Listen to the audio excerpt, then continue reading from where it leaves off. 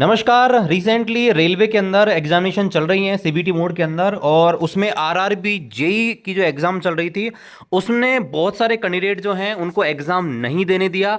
और यहाँ पर कैंडिडेट यहाँ पर बोल रहे हैं कि उनके साथ बहुत बुरा हुआ है। तो चलिए यहाँ पर पूरे मामले को समझते हैं कि फॉर्म एक्सेप्ट होने के बावजूद भी रेलवे ने इन कैंडिडेट को एग्ज़ाम क्यों नहीं देने दिया, और क्या वो इसके खिलाफ रेलवे या कहीं भी क्लेम कर सकते हैं या कुछ भी कर सकते हैं।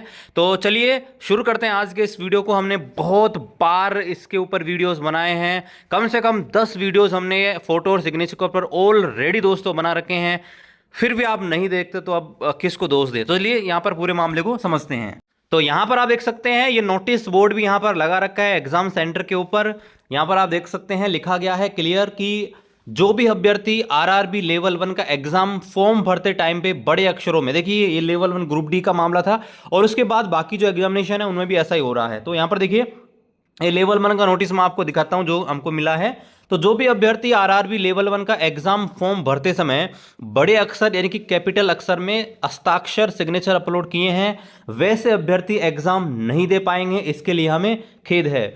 इससे संबंधित कोई भी शिकायत आरआरबी बोर्ड को मेल या शिकायत कर सकते हैं निर्देश अनुसार आरआरबी बोर्ड यानी कि रेलवे बोर्ड। तो यहां पर देखिए मसला ये था कि जब आप फॉर्म भरते हैं ना तो रेलवे ने क्लियर मेंशन किया था जब फॉर्म भरते हैं वहां पर कि आपका जो सिग्नेचर है वो रनिंग हैंडराइटिंग के ऊपर होना चाहिए। कम से कम 10 वीडियोस यूट्यूब पर मेरे खुद के मिल जाएंगे जिनमें मैंने आपको बताया था कि फोटो और सिग्नेचर किस प्रकार का अपलोड करना चाहिए ताकि आपका फॉर्म रिजेक्ट नहीं हो और आपको कहीं भी कोई दिक्कत नहीं आए। लेकिन दोस्तों उसके बावजूद भी आप गलती करते हैं, कैपिटल लेटर के अंदर आप साइन कर देते हैं। तो चलिए वापिस आपको समझाते हैं कि कैपिटल लेटर का मतलब क्या होता है। जैसे मान लीजिए किसी का नाम शिवम है और वो इस प्रकार से साइन कर रहा है, ठीक है, शिवम, ठीक है। तो ये अगर वो साइन कर रहा है तो उसका फॉर्म या तो रिजेक्ट हो जाएगा या बाद में उसको एग्जाम नहीं देने दिया जाएगा, डॉक्यूमेंट वेरिफिकेशन में बाहर कर देंगे। लेकिन यही साइन अगर ये इस प्रकार से करता है तो ये इसका अलाउ हो जाएगा, ठीक है।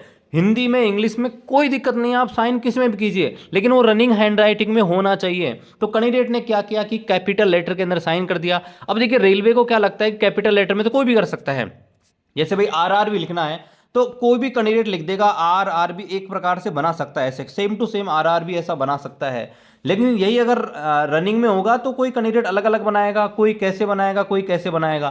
तो इसी से पहचान होती है कि भाई कैंडिडेचर की कि कोई कैंडिडेट एग्जाम देने जा रहा है वो जेन्युइन है या दूसरा कैंडिडेट है डमी कैंडिडेट है। तो इस हिसाब से रेलवे ने क्या किया है कि एग्जाम नहीं देने दिया कैंडिडेट को और ये नोटिस यहाँ पर चिपका रखा है।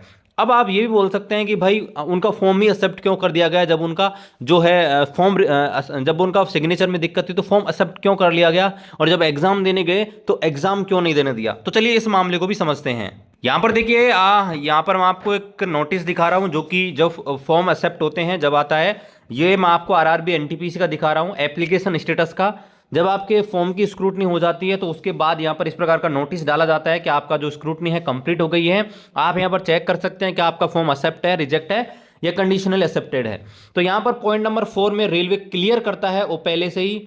यहाँ पर आप देख सकते हैं candidature all eligible accepted candidate is purely provisional, यानी कि जिन भी कैंडिडेट के फॉर्म एक्सेप्ट किए गए हैं, जो भी एलिजिबल कैंडिडेट हैं उनका कैंडिडेचर प्रोविजनल है, यानी कि बोल सकते हैं कि उसमें परिवर्तन हो सकता है।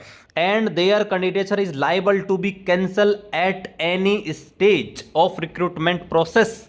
यहां पर क्लियर रेलवे ने मेंशन किया है कि उसको किसी भी स्टेज पर इसको कैंसिल किया जा सकता है thereafter in case of any inconsistency, deficiency, falsified record और data furnish by them in their application.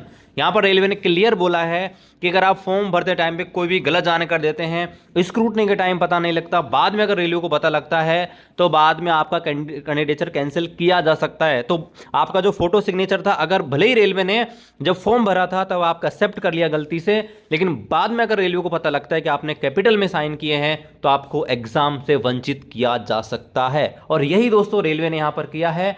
अब आप कुछ भी नहीं कर सकते क्योंकि रेलवे ने पहले ही बोला था और हमने इतने वीडियोस बना रखे हैं, आप नहीं देखते हैं तो देखिए किसको हम दोष दें।